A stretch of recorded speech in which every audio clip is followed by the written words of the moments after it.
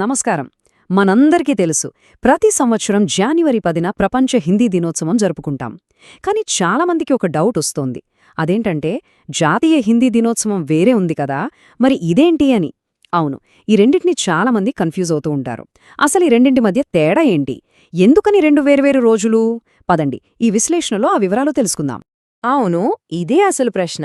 September 14న already Hindi Divas ఉంది కదా, మరి మళ్ళీ జనవరి 10న ఇంకో రోజు, అది ప్రపంచ హిందీ దినోత్సవం అని పేరు పెట్టి ఎందుకు జరుపుకోవాలి? ఈ రెండింటి వెనుక ఉన్న ఉద్దేశ్యాలు వేరా? ఈ ప్రశ్నకు సమాధానం వెతకడమే ఈ రోజు మన విశ్లేషణ ముఖ్య ఉద్దేశ్యం.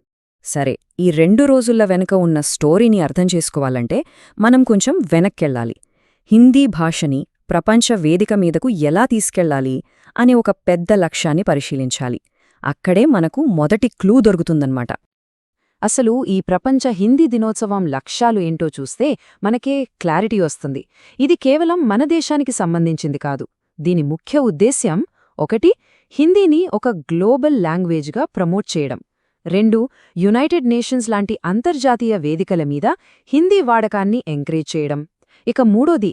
వీటన్నిటి ద్వారా మన దేశ సాంస్కృతిక దౌత్యాన్ని, అంటే కల్చరల్ డిప్లొమసీనే మరింత బలోపేతం చేయడం. సో ఇప్పటివరకు మనం చూసింది బట్టి అర్థం చేసుకోవాల్సిన కీలకమైన పాయింట్ ఒక్కటే: ప్రపంచ హిందీ దినోత్సవం వేరు, జాతీయ హిందీ దివాస్ వేరు. అవి రెండూ ఒకటే అని అస్సలనుకోవద్దు. వాటి లక్ష్యాలు వేరు, వాటి స్కోప్ కూడా కంప్లీట్గా వేరు.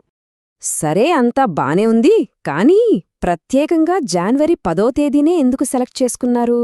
వేరే ఏ రోజైనా ఎంచుకోవచ్చు కదా. ఆ తేదీకున్న ప్రత్యేకత ఏంటి? దాని వెనకాల ఒక ఇంట్రెస్టింగ్ హిస్టారికల్ ఈవెంట్ ఉందన్నమాట. ఆ కథేంటో ఇప్పుడు చూద్దాం. ఈ మొత్తం కథలో అత్యంత కీలకమైన సంవత్సరం 1975. అవును, ఈ సంవత్సరం ప్రపంచ హిందీ చరిత్రలో ఒక టర్నింగ్ పాయింట్ అని చెప్పొచ్చు. ఏం జరిగిందంటే, 1975వ సంవత్సరంలో సరిగ్గా జనవరి 10వ తేదీన నాగ్పూర్లో మొట్టమొదటి ప్రపంచ హిందీ సదస్సు జరిగింది. అది చాలా పెద్ద ఈవెంట్.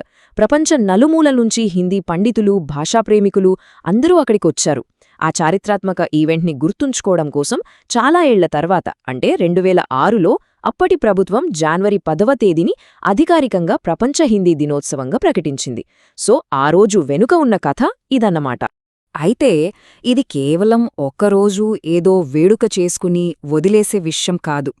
దీని వెనుక ఒక పెద్ద స్ట్రాటజీ, ఒక పాలసీ ఉంది. అదేంటంటే, భాషని ఒక సాఫ్ట్ పవర్ టూల్గా ఉపయోగించడం. అసలీ సాఫ్ట్ పవర్ అంటే ఏంటి? ఆ యాంగిల్లో ఇప్పుడు చూద్దాం. హిందీని ప్రమోట్ చేయడం అనేది మన ప్రభుత్వ విధానంలో ఒక ముఖ్యమైన భాగం. దీనికి మన రాజ్యాంగంలోనే చాలా స్ట్రాంగ్ ఫౌండేషన్ ఉంది. ఉదాహరణకి ఆర్టికల్ 343 ఏం చెప్తోందంటే, హిందీ మన యూనియన్ యొక్క అధికారిక భాష అని. అలాగే ఆర్టికల్ 351 హిందీ భాషని దేశవ్యాప్తంగా వ్యాప్తి చెయ్యాలి, దాన్ని డెవలప్ చెయ్యాలి అని స్పష్టంగా డైరెక్ట్ చేస్తోంది. సాఫ్ట్ పవర్ ఈ పదం ఈ మధ్య మనం చాలా వింటున్నాం. సింపుల్గా చెప్పాలంటే, సైనిక శక్తితోనో డబ్బుతోనో కాకుండా మన సంస్కృతి, మన విలువలు, మన ఐడియాలజీతో వేరే దేశాల్ని మన వైపుకు ఆకర్షించడం, వాళ్ళని ప్రభావితం చేయడం. ఈ స్ట్రాటజీలో భాష అనేది ఒక పవర్ఫుల్ వెపన్ లాంటిది.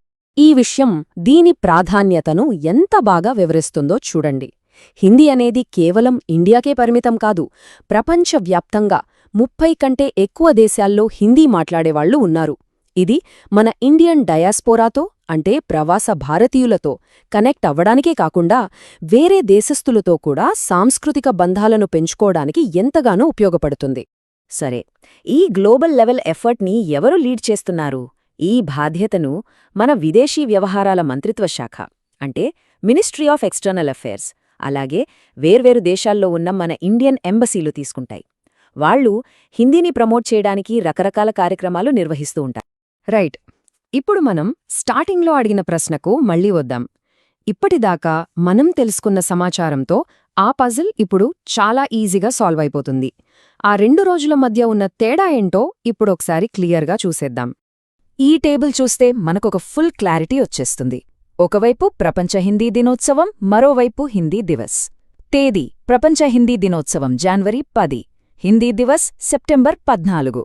ఫోకస్: దీని ఫోకస్ గ్లోబల్ ప్రమోషన్ అయితే దాని ఫోకస్ నేషనల్ ప్రమోషన్. స్కోప్: ఇది ఇంటర్నేషనల్ అయితే అది డొమెస్టిక్. చూసారా ఎంత సింపులో? కాబట్టి ఈ మొత్తం డిస్కషన్ నుంచి మనం తీసుకోవాల్సిన మెయిన్ పాయింట్ ఒక్కటే. ఒకరోజు మన దేశంలో హిందీ ప్రాముఖ్యతను సెలబ్రేట్ చేసుకోవడానికి, ఇంకో రోజు ప్రపంచ వేదికపై హిందీ జెండాను ఎగరేయడానికి. సింపుల్గా చెప్పాలంటే ఒకటి దేశం కోసం, మరొకటి ప్రపంచం కోసం. చివరగా ఒక ప్రశ్నతో ఈ విశ్లేషణను ముగిద్దాం. ఈరోజు ప్రపంచంలో భాషలు కేవలం కమ్యూనికేషన్ టూల్స్ మాత్రమే కాదు.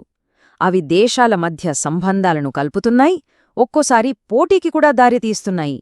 ఇలాంటి గ్లోబల్ స్టేజ్లో భాషను ఒక సాధనంగా వాడుతూ చేసే ఈ సాంస్కృతిక దౌత్యం అంటే కల్చరల్ డిప్లొమసీ ఫ్యూచర్ ఎలా ఉండబోతోంది? ఇది ఆలోచించాల్సిన విషయం.